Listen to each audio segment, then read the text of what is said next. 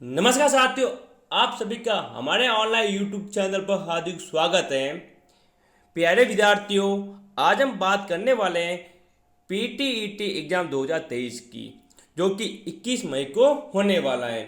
तो अंतिम 4 से 5 दिन की तैयारी आप किस प्रकार से करें ताकि आपके 450 प्लस नंबर आ जाए। तो इस वीडियो को शुरू से लगाकर अंत तक पूरा देखें कि किस प्रकार का पेपर आएगा और आपको किस प्रकार से आंसर देने हैं। ठीक है, यदि आप इस वीडियो को पूरा देखते हैं और इस पेपर को अच्छी तरह से समझते हैं तो पक्का आपके 400 से 450 प्लस नंबर आएंगे। ठीक है, तो शुरू करते हैं हम आज का अपना ये वीडियो। और यदि आप हमारे चैनल पर नए हैं तो सबसे पहले हमारे चैनल को सब्सक्राइब करें ताकि आपको आपके अगले वीडियो भी पेपर भी टाइम टू टाइम मिलते रहें। तो देखिए किस प्रकार के सवाल आपके पीटीईटी एग्जाम में आएंगे और किस प्रकार आपको आंसर देना है। ठीक है, तो देखिए इस प्रकार सवाल।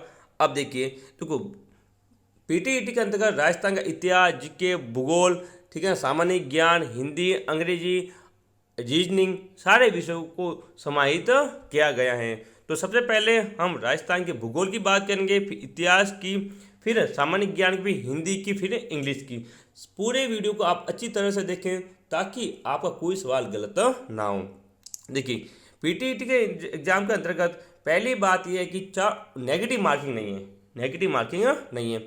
और प्रत्येक आंसर आपको, जैसे कि पहला सवाल है, ठीक है ना।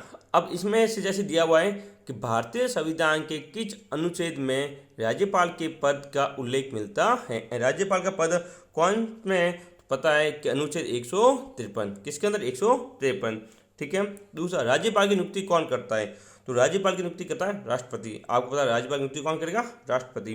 ठीक है ना। तो ऐसे ही सवाल, बहुत ही नॉर्मल सवाल आपको एग्जाम में पूछे जाएंगे, लेकिन इसमें नेगेटिव मार्किंग नहीं है। ठीक है ना, केवल जितना उत्तर करेक्ट होगा उतने पूरे अंक मिलेंगे। जैसे कोई जवाब सवाल 3 नंबर का, ठीक है, यदि आपका पूरा, जैसे कि ये है, ये पूरा सही है तो आपको 3 में से 3 पूरे नंबर मिलेंगे। ठीक है, यदि आपका निकटतम निकटतम उत्तर सही है, ठीक है, तो आपको 2 नंबर मिलेंगे। ठीक है ना, फिर और थोड़ा दूर है तो 1 नंबर, और लास्ट में आपको 0 नंबर। ऐसे आपको डिवाइड किया गया, यानी आपको नेगेटिव मार्किंग नहीं है। ठीक है, नहीं आप गलत उत्तर भी दोगे, यदि उस जो सवाल पूछा गया है उसके निकटतम वो उत्तर होगा तो आपको 2 नंबर, 1 नंबर, इस प्रकार से आपको नंबर मिल जाएंगे।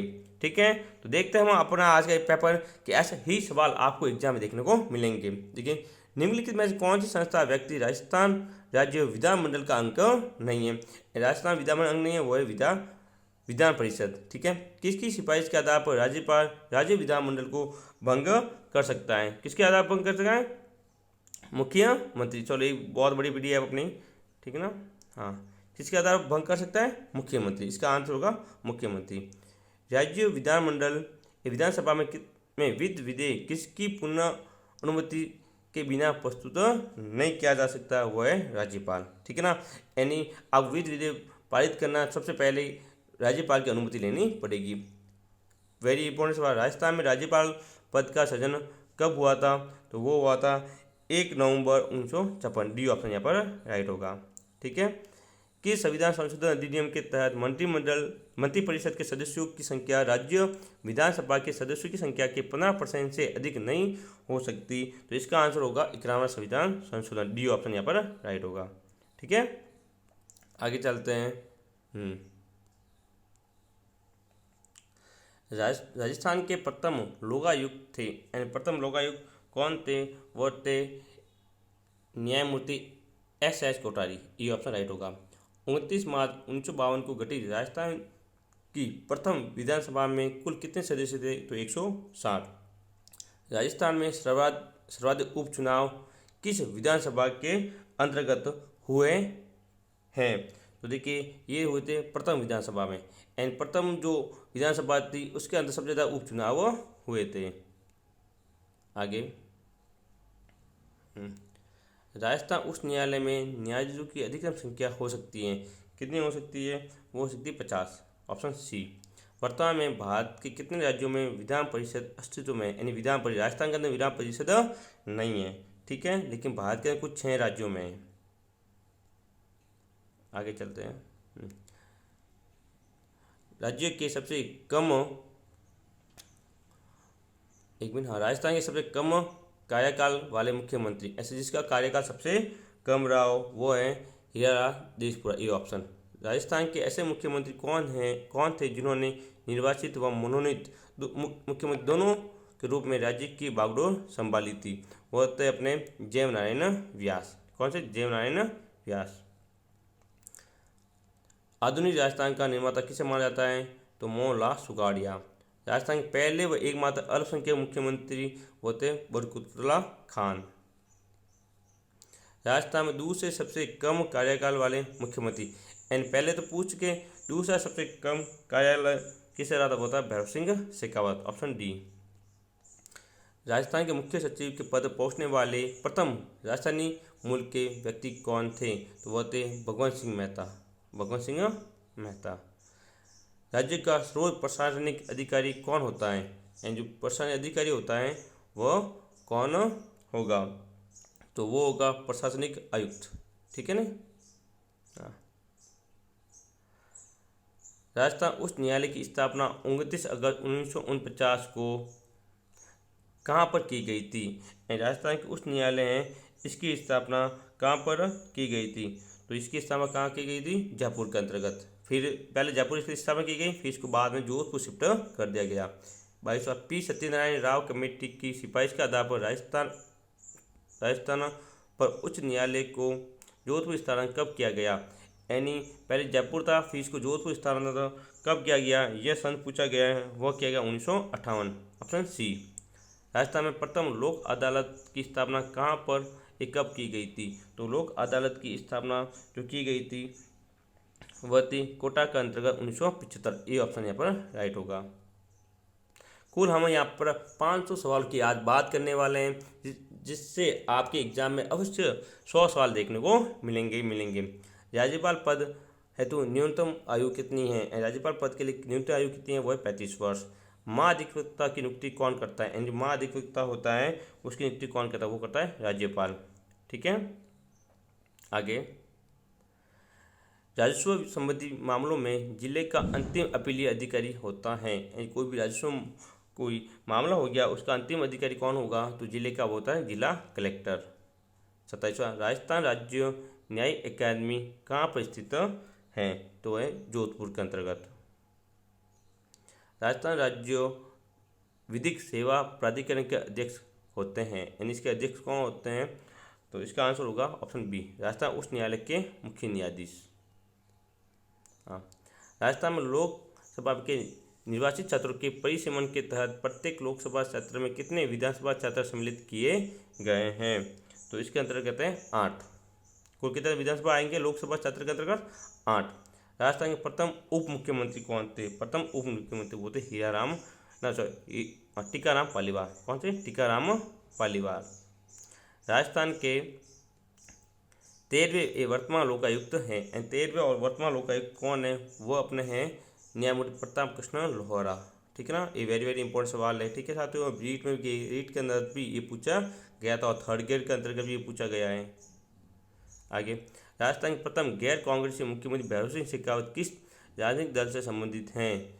तो किस दल से संबंधित है? वो होते हैं भारतीय जनता पार्टी, यानी भाजपा। डी ऑप्शन यहाँ पर राइट होगा। आगे चलते हैं। देखिए,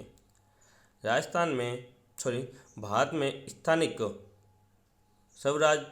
स्वशासन का जनक किसे माना जाता है? तो ऑप्शन है लॉर्ड लिपटन। भारत में पंचायती राज व्यवस्था की शुरुआत का श्रेय किसे माना जाता है? तो पंडित जवाहरलाल नेहरू। हाँ, भारत में पंचायती दिवस कब मनाया जाता है? तो भारत के अंतर्गत पंचायती दिवस मनाया जाता है 24 अप्रैल को, ऑप्शन डी।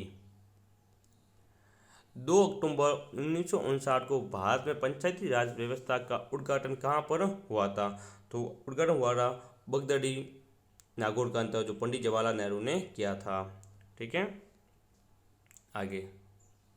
हाँ, भारत में पंचायतों को संवैधानिक दर्जा किस संविधान संशोधन के तहत द्वारा दिया गया था? यानी पंचायतों के अंतर्गत जो संवैधानिक दर्जा दिया गया था वह कौन सा संविधान संशोधन के तहत दिया गया था?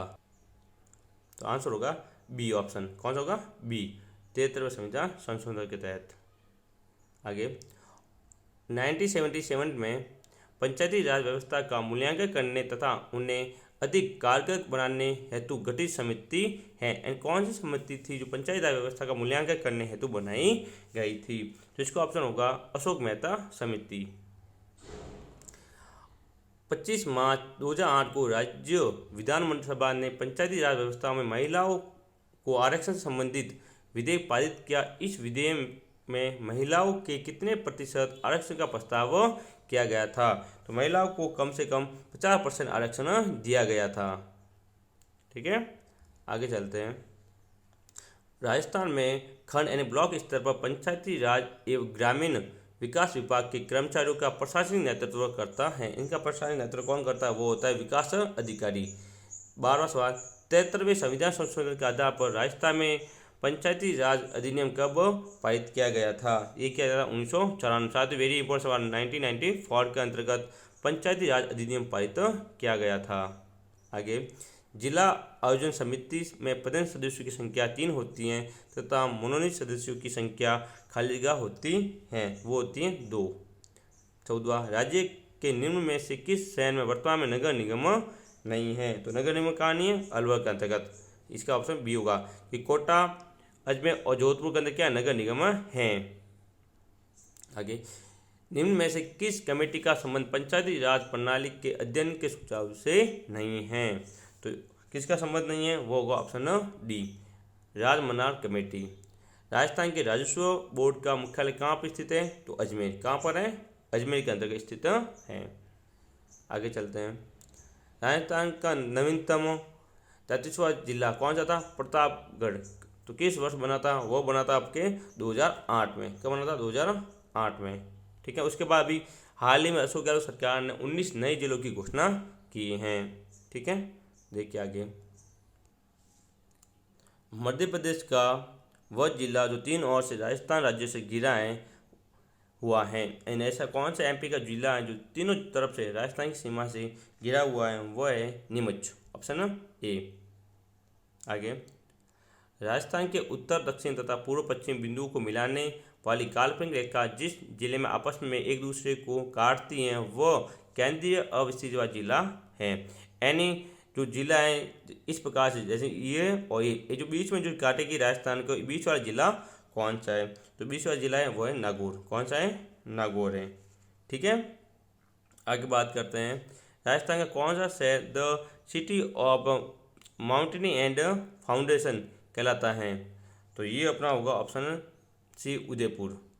ठीक है, कर्क रेखा राजस्थान किन जिलों में से होकर गुजरती है? तो कर्क रेखा जो गुजरती है वह है डूंगरपुर, बांसवाड़ा। ऑप्शन बी यहाँ पर राइट होगा। राजस्थान का क्षेत्रफल निम्न में किस कौन से देश के लगभग समान है? तो कौन से देश के लगभग समान है? वह है इंग्लैंड। किसके? इंग्लैंड। आगे, राजस्थान की पाकिस्तान से लगने वाली अंतर्राष्ट्रीय सीमा की जिलेवार लंबाई के अनुसार जिलों का आरोही क्रम कौन सा क्रम पूछा? आरोही क्रम पूछा गया है। ठीक है, हाँ देखना अभी इसका जो आंसर देखो, पहला ऑप्शन देख बीकानेर, गंगानगर, बाड़मेर, जैसलमेर। लेकिन आपको लंबाई के आधार पर, किसके आधार? लंबाई के आधार पर। तो इसका आंसर होगा वो होगा बी ऑप्शन, गंगानगर, जैसलमेर, बाड़मेर और बीकानेर। ठीक है, सॉरी एक मिनट साथियों, हाँ इसका जो आंसर होगा वो बी नहीं होगा, वो ए होगा साथियों। आरोही क्रम पूछा गया है। कौन सा क्रम पूछा? आरोही। ठीक है ना, तो इसका जो उत्तर होगा वो होगा बी। ठीक है ना, ए। ठीक है ना, ए इसका आंसर सही होगा। ठीक है, हाँ आगे देखते हैं। हाँ, राजस्थान में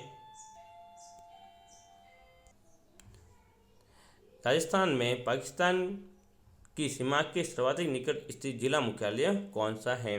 यानी पाकिस्तान की सीमा के सबसे नज़दीक स्थित जिला मुख्यालय वो है अपना है गंगानगर।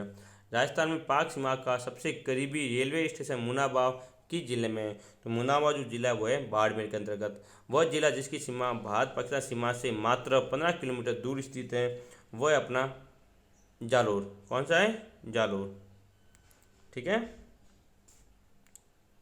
आगे, मध्य प्रदेश के साथ राजस्थान के कुल कितने जिलों की सीमा लगती है? तो मध्य प्रदेश के साथ कुल कितने जिलों की सीमा लगती है? इसका जो आंसर होगा साथियों वो होगा अपने बी ऑप्शन 10। कितने? 10 जिलों की लगती हैं। राजस्थान में निम्न में से राजस्थान के कौन से जिले की सीमा मध्य प्रदेश से लगती है? तो कौन सी लगती है? भीलवाड़ा की। राजस्थान एवं मध्य प्रदेश राज्यों के बीच प्राकृतिक सीमा बनाने वाली नदियां हैं। कौन सी नदियां प्राकृतिक सीमा बनाती हैं? वो है चंबल और पार्वती। कौन से? सी ऑप्शन राइट होगा यहाँ पे। ठीक है। अब आगे चलते हैं।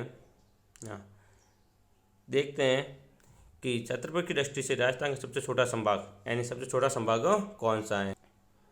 तो आंसर होगा इसका भरतपुर। कौन सा है? भरतपुर। ठीक है, बी ऑप्शन। राजस्थान के ऐसे 2 जिले जिनका क्षेत्र 2 भागों में बांटा हुआ है। 2 भागों में बांटने वाले जिले कौन से हैं?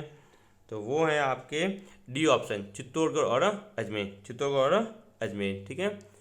राज्य की सर्वोच्च पर्वतीय चोटी गुरु शिखर के निकट अवस्थित राज्य का सबसे ऊंचा पठार है, वो है उड़िया का पठार। ऑप्शन बी यहाँ पर राइट होगा। ठीक है। कुकरा यानी कुकरा की पहाड़ियाँ किस जिले में है? तो कुकरा की पहाड़ियाँ जो है आपके साथियों वह हो गया ऑप्शन सी, अजमेर के अंतर्गत। ठीक है ना।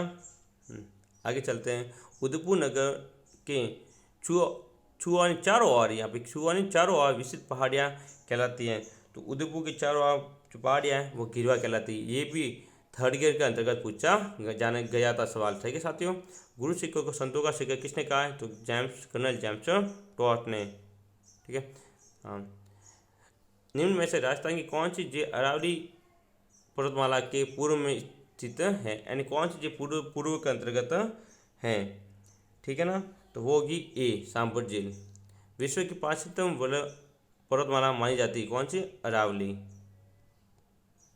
छप्पन की पहाड़ियाँ ए नाखोड़ा पर्वत राज्य के किस जिले में है? वो है बाड़मेर के अंतर्गत। चित्तौड़ का किला किस पठार पर स्थित है? मेसा का पठार। राज्य में सबसे ऊंचा पठार है, राज्य में सबसे ऊंचा जो पठार है वह कौन सा है? तो वो है अपने ऑप्शन ए, उड़िया का पठार। जोधपुर का मेहरानगढ़ दुर्ग किस पहाड़ी पर बना हुआ है? तो वह वो चिड़ियाडू का पहाड़ी। ऑप्शन सी यहाँ पर राइट होगा। ठीक है। अब कुछ जलवायु के सवाल देख लेते हैं। अति आर्द्र जलवायु प्रदेश के अंतर्गत राज्य के कौन से जिले हैं जिसकी जलवायु क्या है? अति आर्द्र है। तो ऑप्शन होगा ए, झालावाड़ और बांसवाड़ा। कौन? झालावाड़ और बांसवाड़ा यहाँ पर राइट होगा। ठीक है ना। मावट क्या है? मावट क्या है? ऑप्शन है 13 सवाल मावट क्या है? तो इसका आंसर होगा शीतकालीन चक्रवातों द्वारा होने वाली वर्षा शीत ऋतु के अंतर्गत होती है। ऑप्शन ए यहाँ पर राइट होगा। राज्य में सर्वाधिक वर्षा प्राप्त करने वाला जिला यानी किस जिले के अंतर्गत सबसे ज़्यादा वर्षा होती है? वो होती है झालावाड़ के अंतर्गत। ठीक है। सिरोही मत क्या, सिरोही गलत होगा। सिरोही का जगह स्थान पूछे वो है माउंट आबू। ठीक है ना, माउंट आबू। आबू का स्थान है सबसे ज़्यादा वर्षा होगी। जिले पूछे तो झालावाड़ होगा।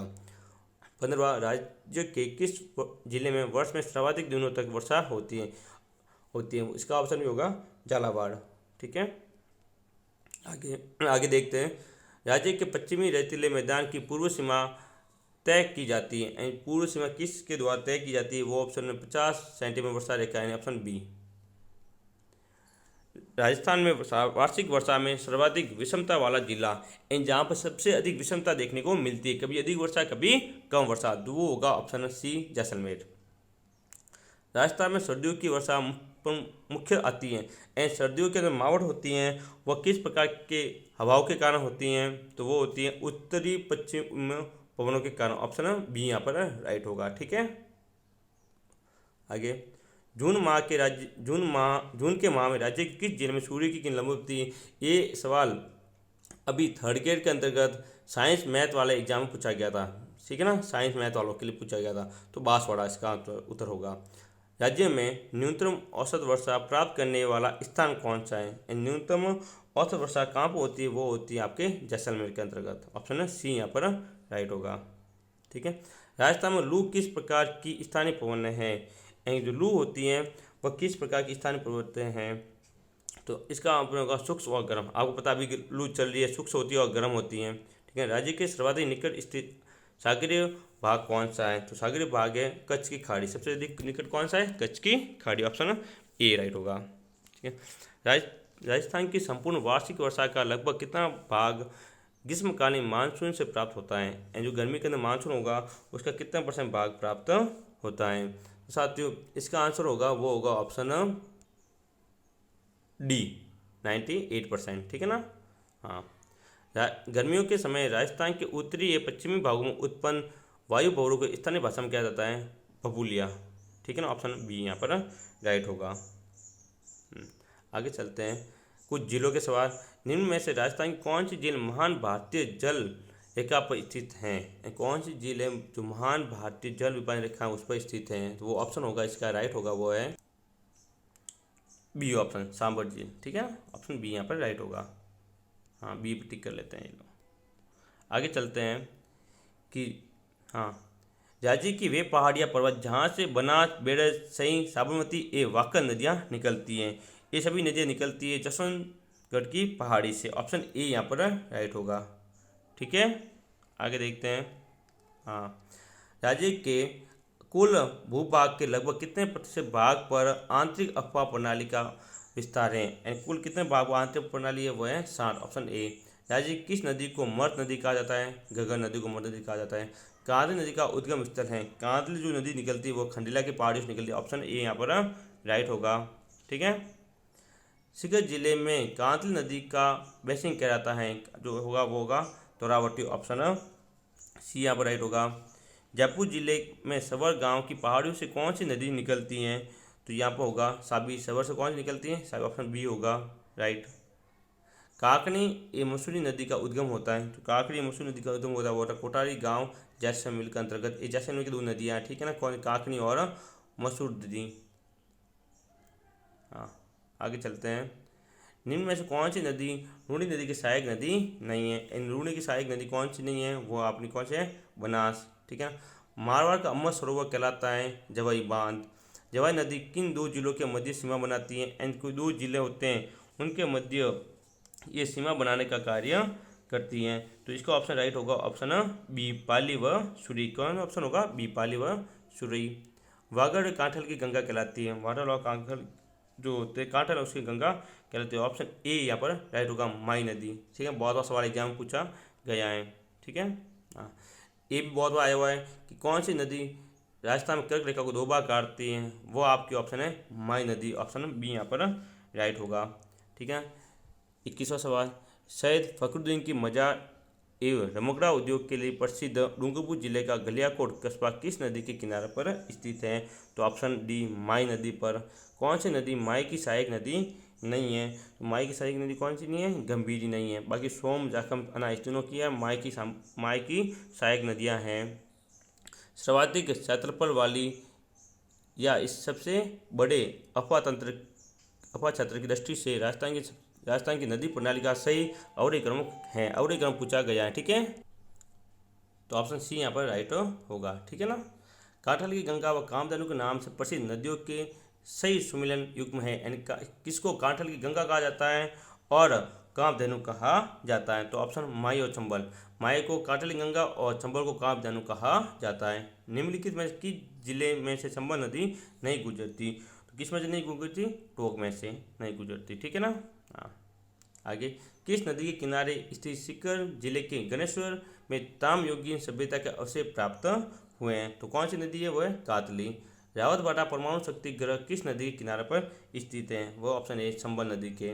राजस्थान में मिट्टी से निर्मित सबसे बड़ा पांचा बांकी जिले में कलौरी के अंतर्गत है। ये भी थर्ड के अंतर्गत पूछा गया है। राजस्थान के वे कौन से जिले हैं जिनमें कोई नदी नहीं बहती? तो मात्र दो जिले हैं, बीकानेर और चूरू, जहाँ पर कोई नदी नहीं बहती। ये CET के अंतर्गत पूछा गया था। ठीक है ना। तो साथियों, अभी तक हमने कुल 100 सवालों की यहाँ पर बात की है। ठीक है ना। तो हम आज का ये वीडियो था, भाग प्रथम था, जिसके अंदर 100 सवालों की बात की है। आज शाम को हमारा भाग 2 आएगा, जिसके अंदर हम बाकी जितने प्रश्न हैं उसके अंदर की बात तक करेंगे। यदि आप ये सवाल अच्छे से याद करते जाते हो तो आपके अच्छे नंबर आएंगे।